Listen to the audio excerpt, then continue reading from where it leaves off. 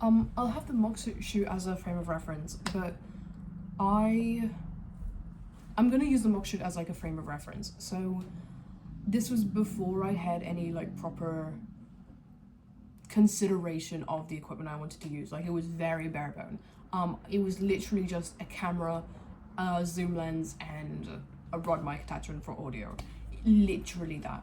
I am not happy with how the mock shoot footage turned out. Like, it was so shaky, like it was kind of all over the place. I also just didn't really realize how close I could be to this like people I want to take photos of. So everything's like super widespread, a lot of negative space. It looked, in my opinion, quite bad. After that though, I made a lot more of a conscious choice to develop a proper kit like I can use for the rest of the shoot, because of course everything I do is going to be on the camera. Like, I need it to look good. So I like went through a few different camera options. I settled on the a7 IV because it's a hybrid camera. I can take both videos and photos really easily. Has a really good like sensor. I'm really happy that this is the camera I chose for the product. It was this point I wanted to use a monopod. Okay, so I wanted to use a monopod because it meant I could have really high angle shots and I wanted to have a wide lens as well, so it looked like it was surveillance cameras, and I thought that really like helped with the tone of the film I wanted to make. I also wanted to use a gimbal at this point to help like with tracking shots, make it like a lot more smooth. There's no shakiness to it. Amazing. And again, it looks like an actual surveillance camera, like following the crew around, which is exactly what I wanted. I went through a few different options for lenses. I settled on the 12 to 24 for the high angle wide shots, the 24 to 70 for like general camera, like when it's on the gimbal it would use that lens, and a 50 prime lens for like interviews. I am really happy with these lens choices. I'm really glad that these are the ones I settled on, with the wide lens as well specifically, because it of course is wide. It meant I could get a lot of people in the shot and it would more or less consistently be in focus. Like, so it really like alleviated some of the worries I was feeling towards that. For the I also asked for like my own backpack to have like all the kit I wanted together, like just made it really convenient to carry. And a lens cleaning kit which I shared with the tech team. Thank God, because yeah, the lens got a bit dirty at some points. Something I really do need to make a note of is just more consistently checking the lens and like making sure it's clean. I just need to develop a better habit of that.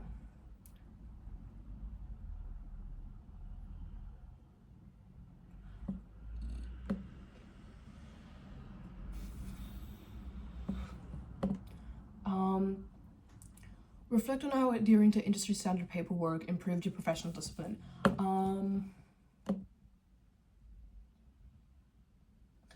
Something that really helped with my job role was having the floor plan, shot list, and call sheets available.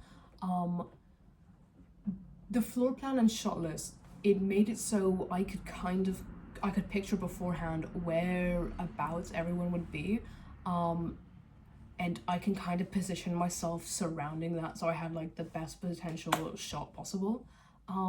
With the call sheet, it gave me knowledge of where everyone's going to go and once. It's the same reason why I found the Leslie meeting so useful, because it like allowed me the chance to gain knowledge of what everyone else is going to do for that week. The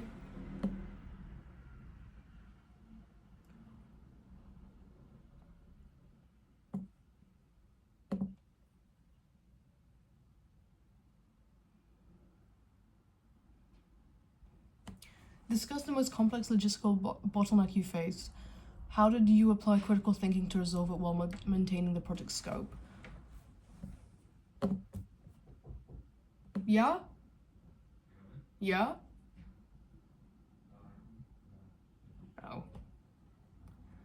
I think the most difficult part I think the most difficult aspect of my specific job role was just knowing what everyone's doing at any single given point and making sure to consistently follow them. I was really worried that I would just be missing out on like a big amount of footage and what's been going on production wise, because I just didn't know. I think, admittedly, one of my greatest issues during this production as well was my attendance. On me, it made it so I just lost, like I wasn't there and able to capture like enough footage, and nor did I have a strong backup plan for the because I wasn't able to get it. I didn't have a backup plan for how to resolve it, which definitely is on me. I should have made a contingency plan of surrounding that, or like had a bit more of an insight as to what to do around that. But it definitely affected the overall BTS. Like, while I'm still happy with what I got, I think I would have been able to get more if I was, more consistently in. Something else I should have at least considered something else I definitely should have been more considerate of were, and it didn't really cross my mind, I'm not really sure, something else I definitely should have been more considerate of though was that this BTS is gonna be on people's sites. Like, I think I saw this as a purely marketing thing, like something to be on the EPK, something to be on like social media. For whatever reason, it didn't properly like register to me that it was going to be on people's sites. So I needed to get the more like nitty-gritty, more technical aspects of it, like more presentations, like things that are crucial for people's sites to evidence. It just didn't really like register that. I only really realized that after talking to Charlie and having our own like discussion about like the BTS role. I think something I should have done to be more prepared is have my own like shot list plan. I had like a small one of things I ideally wanted to get, but I think it should have been a lot more detailed and like broken down into each department, each like site, like literally containing every single thing I would need to get throughout this entire production process. But yeah, I think making sure that I had all the footage I needed was definitely the most difficult aspect of this entire shoot. There's still some people that I just didn't really get any BTS of. And that might be because of like scheduling issues, because there's like the tech team is doing like some camera test and I want to like follow them because it's crucial to the BTS, or there's something in the art department going on that I like need to get because it's like the set or the pod. But I think I could have been more balanced between each person,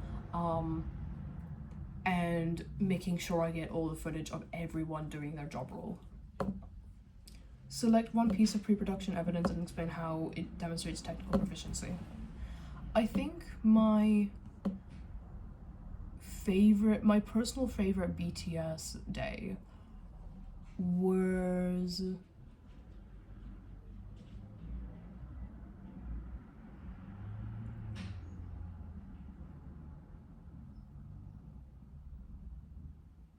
probably the rehearsal day. It was really fun having like finally seeing the actors, seeing them improvise scenes, and just it was just a good time. Like, I managed to get like a really wonderful conversation between Ellis and Lewis. I hope that's his name. Just talking about what it means to be a creative, especially like in London. I thought that was a really nice conversation to have, and I'm really happy that I was able to capture that. During this day as well, I was able to get like a lot of different shots of each cast, like each cast member. Like, I was able to start doing the high angle shots. They were playing Uno, and the entire time I was just on a chair filming them because I just didn't have the monopod at the time, and I was just kind of there. It also made me it may like encourage me to continue like talking to other people, like because the rehearsal day is like only a select few people. I was able to get like closer bonds. I was able to develop closer bonds with the people who were actually there, and that was lovely. Risk management. No. Overall, I think the planning of it was pretty. Overall, I think the planning and development aspect of this, the production from my own job role, was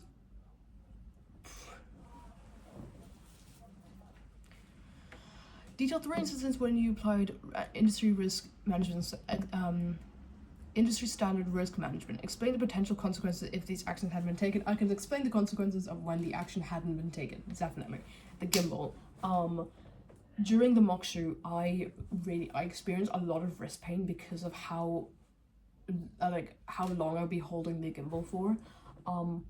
And that's on me. I just didn't do a risk assessment for that. I completely failed to acknowledge that that could be a potential issue that emerged because of the gimbal. Like, I just didn't consider that.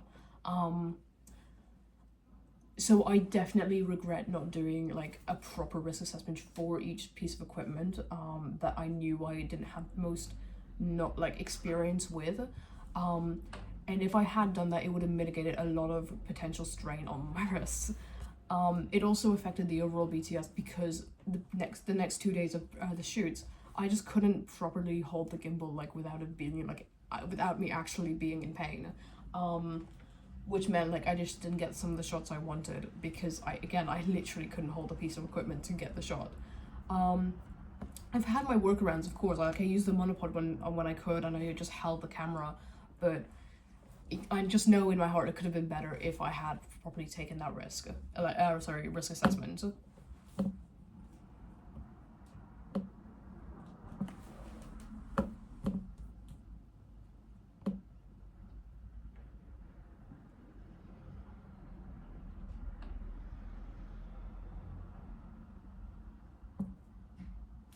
Going back to people I wasn't able to film, like there was some, I really wish I could have been a part of more location recce's. Like, I really wanted to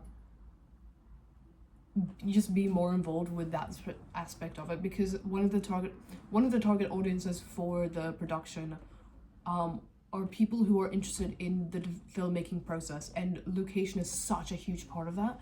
It's just such a shame I wasn't able to capture more of it purely because of scheduling issues. I managed to get like some footage of Fergus's thoughts on the location afterwards, but not the actual recce itself. In the end, I was only able to go in one. I just personally wish I could have been. Yeah, I think if I were to do this job role again, I would try to be a bit more balanced between each crew member, and try to like, not necessarily rank, but kind of order which part of each job role I think is most crucial to capture on the BTS, just so it's a little bit easier to get everyone involved. Yeah.